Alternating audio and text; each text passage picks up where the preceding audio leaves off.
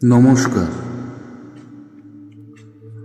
শ্রোধী শ্রোতাবৃন্দ এবং দর্শকবৃন্দ। আজ আমরা শ্রী শ্রী মায়ের জীবনের দশম পর্যায়ে আলোচনা করব। বিষয়বস্তু হল শ্রী শ্রী ঠাকুরের সেবা।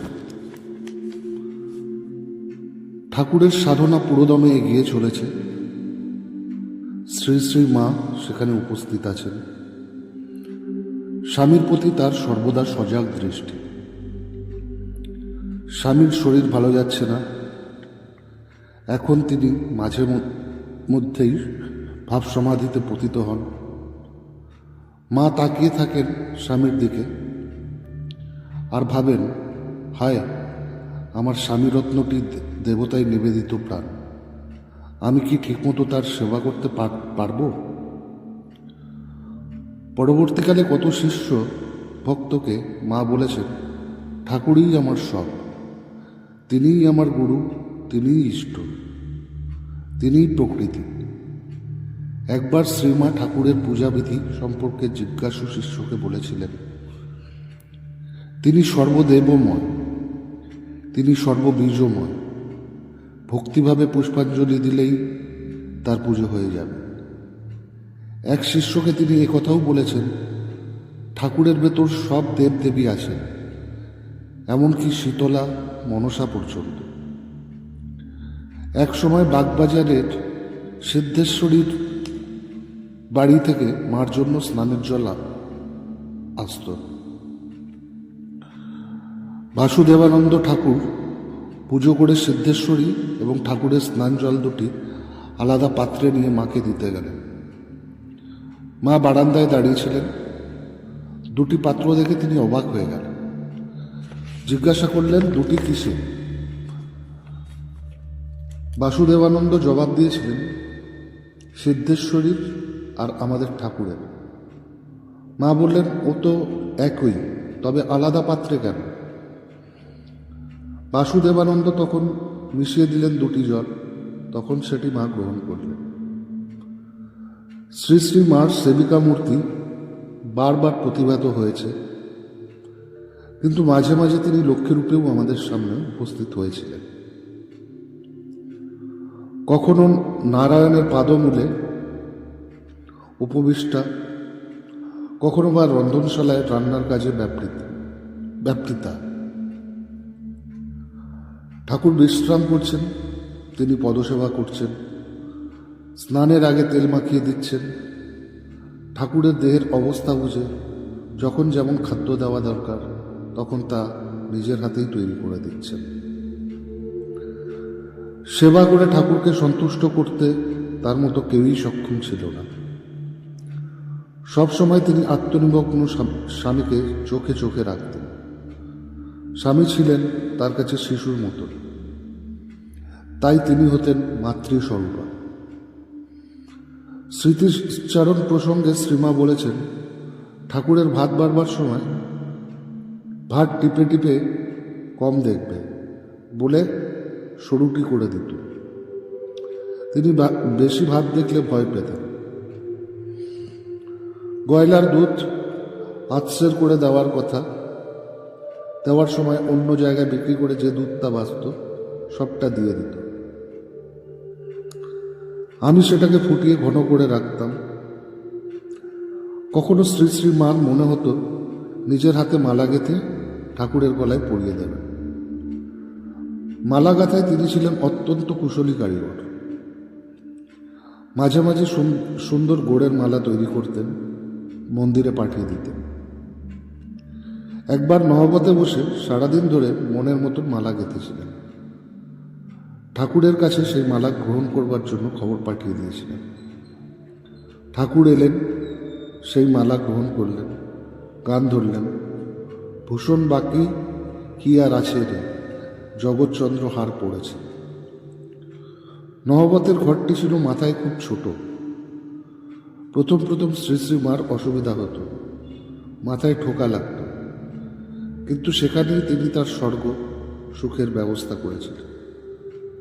ওই ছোট্ট ঘরে মাসের পর মাস হাসি মুখে অতিবাহিত করেন। অনেক সময় সেই ঘরে তার সঙ্গে থাকতেন ঠাকুরের ভাইঝি লক্ষ্মী, কখনো বা 2-3 জন ভক্ত স্ত্রীলোক। শরৎ মহারাজ এই প্রসঙ্গে বলেছেন, ওই ছোট্ট নহবত ঘরে কি করে যে তিনি মাসের পর মাস কাটাতেন ভাবলে অবাক হতে হয়। রাত 3টার সময় উঠে প্রাকৃতিক কার্য সেরে গঙ্গা স্নান করে তিনি ওই ঘরে ঢুকতেন। তারপর সন্ধ্যার পর আবার বের হতেন। সারাদিন সংসারের কাজে কেটে যেত। ওই ছোট ঘরে ভক্তদের আর ঠাকুরের জন্য রান্না হতো।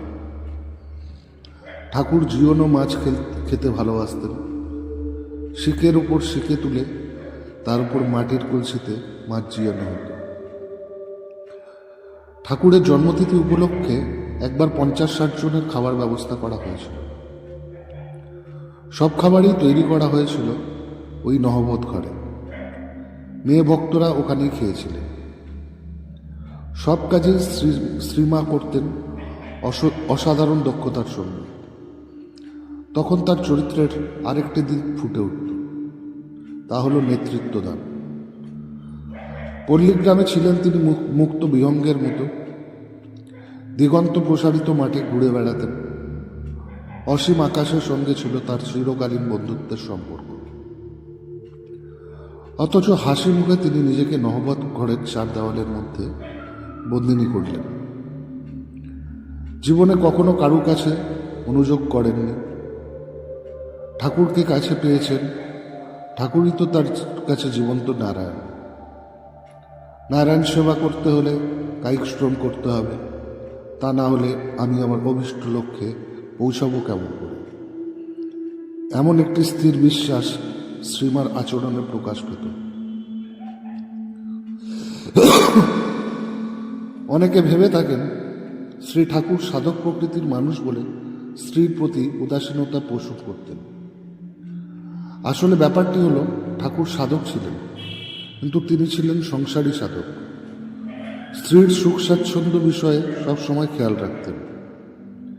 মাঝে মধ্যে স্ত্রীকে পাড়ার এখানে ওখানে ঘুরে আসতে বলতেন। দুপুরে খাওয়ার পর পঞ্চবটী যখন নির্জন হতো, তখন মা কালীবাড়ির খিড়কি ফটক দিয়ে পড়ে গিন্নিদের বাড়ি যেতেন। সেখানে কোনো দিন সন্ধ্যে পর্যন্ত থাকতেন। আরতির সময় ফিরে আসতেন। কিন্তু ওই ছোট্ট ঘরে থাকার ফলে তিনি বাত রোগে আক্রান্ত হয়েছিলেন। এই রোগ তাকে সারা জীবন কষ্ট দিয়েছিল। নহবত ঘরে থাকাকালীন শ্রীমার একটি আশ্চর্য অনুভূতি হয়েছিল। ঘটনাটি হলো, একদিন রাত 3টার সময় তিনি গেছেন বকুলতলার ঘাটে স্নান করতে। সিঁড়ি দিয়ে জলে নেমেছেন। সামনে কালো মতো কি একটা দেখলেন। তিনি আন্দাজেই বুঝতে পারলেন যে সেটি প্রকাণ্ড একটি কুমির। অন্ধকার রাতে ভয়ে নিথর হয়ে গেছিলেন। কাছে যেতেই সেটি হুশ করে জলে নেমে গেল। কেমন যেন আষ্টে গন্ধ। হঠাৎ দেখলেন নহবতখানায় আলো জ্বলে উঠেছে। দেখে তার হারানো সাহস আবার ফিরে আসল। পরে যখনই তিনি মাঝরাতে একাকী এভাবে গঙ্গায় যেতেন, দেখতেন নহবতখানা থেকে গঙ্গার ঘাট পর্যন্ত পথ আলোতে ভরে গিয়েছে। আলোর উৎস সম্পর্কে কেউ জানেন না। মনে হয় স্বয়ং ঈশ্বর বোধহয় শ্রীমার পথের ধারে ধারে এইভাবে দীপশিখা জ্বেলে দিতেন। শ্রীমার অনেক অলঙ্কার ছিল। ঠাকুর তাকে 2 ছাড়া মূল্যবান তাবিজ গড়িয়ে দিয়েছিলেন আর সোনার বালা দিয়েছিলেন। শ্রীমতী সীতাকে দর্শন করার সময় ঠাকুর তার হাতে ডায়মন্ড কাটা বালা দেখেছিলেন। ঠাকুরের বড় সাধ ছিল ওই ধরনের বালা মায়ের হাতে পরিয়ে দেবে। তার নির্দেশে ওই ডিজাইনের বালা তৈরি হয়েছিল। সেই সময়কার স্মৃতি প্রসঙ্গে যোগীন মা বলেছেন, মা সে সময় দক্ষিণেশ্বরের শীতে ঠাকুরনের মতন থাকতেন। পরনে কাস্তা পেড়ে শাড়ি, স্মৃতিতে সিঁদুর, কালো ভরাট মাথার চুল প্রায় পা পর্যন্ত ঠেকেছে। গলায় শুকনার কণ্ঠিহার, নাকে বড় বড় নথ, কানে মাকড়ি, হাতে চুড়ি। যে চুড়ি মথুরবাবু ঠাকুরকে মধুর ভাব সাধনের সময় গড়িয়ে দিয়েছিলেন। তাকে দর্শন করে তার কাছে যেতে বড় আনন্দ হতো। প্রথম দিকে ভক্ত সমাগম তেমন বৃদ্ধি পায়নি। তখন মাঝে মধ্যে বেছনীরা মায়ের সঙ্গে গল্প করতে আসত। নহবতের বারান্দায় মাছের শুকরি রেখে তারা তাদের দৈনন্দিন জীবনের সুখ দুঃখের কথা শোনাত। কখনো কখনো সাধিকা ভৈরবীরা এসে কালীবাড়িতে অবস্থান করতেন। তাদের সঙ্গে নিয়ে আসা ভিক্ষার দ্রব্য মা নিজের হাতে রান্না করে দিতেন। ধীরে ধীরে ভক্ত সংখ্যা বৃদ্ধি পেল। শ্রী শ্রীমার কাজ অত্যন্ত বেড়ে গেল। সারাদিন আর সময় মিলছে না, কত প্রাণ সাজতে হচ্ছে। তার মধ্যে হয়তো একটু অবসরের সময় পাওয়া গেছে। হঠাৎ ঠাকুরের কাছ থেকে আদেশ এলো, ভক্তদের জন্য লুচি মিষ্টির ব্যবস্থা করতে হবে। ঠাকুর অবশ্য পরে এই কাজে সাহায্য করার জন্য কয়েকজন সেবককে পাঠিয়ে দিয়েছিলেন। কিন্তু এভাবে সারাদিন কায়িক পরিশ্রম করা সত্ত্বেও শ্রীমা কখনো বিষণ্ণ চিত্তে সময় কাটাননি। তিনি ছিলেন সাক্ষাৎ আনন্দময়ী, মূর্তিময়ী পবিত্রতার প্রতীক। ঠাকুরের দিব্য সঙ্গে তার মুখের হাসি কখনো মিলায়নি। ভক্ত সমাগমে তিনি অত্যন্ত আনন্দিত হতেন। ঠাকুর যখন নাচের ঘোরে থাকতেন, কণ্ঠ থেকে নিঃসৃত হতো সুমধুর সঙ্গীত, ভাব সমাধিতে আচ্ছন্ন হতেন। নহবতের বারান্দায় একটি দরমার বেড়া ছিল।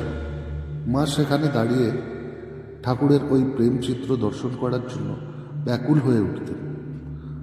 তার কেবলই মনে হতো, আহা, আমি যদি ঠাকুরের পাশে গিয়ে দাঁড়াতে পারতাম তাহলে জীবন সার্থক হয়ে যেত। এত দূর থেকে ঠাকুরকে দেখতে হচ্ছে, ভালোভাবে বুঝতে পারছি না সব কিছু। হায় ঈশ্বর, আমি কি অপরাধ করেছি যে ঠাকুরের সাধন সঙ্গিনী হতে পারছি না। ঠাকুরের সেবা শ্রী শ্রীমার প্রকাণ্ড আকাঙ্ক্ষা ছিল। তা সত্ত্বেও তিনি সেখানে স্বার্থহীনতার পরিচয় রেখেছেন। ভক্তদের মনস্কামনা পূরণ করার জন্য তাদের পথ ছেড়ে দিয়েছে। প্রসন্ন মনে তাদের সেবা গ্রহণ করার জন্য শ্রী শ্রী ঠাকুরকে বারবার অনুরোধ করেছেন। আজ এ পর্যন্তই। পরবর্তী পর্যায়ে আবার দেখা হবে। নমস্কার।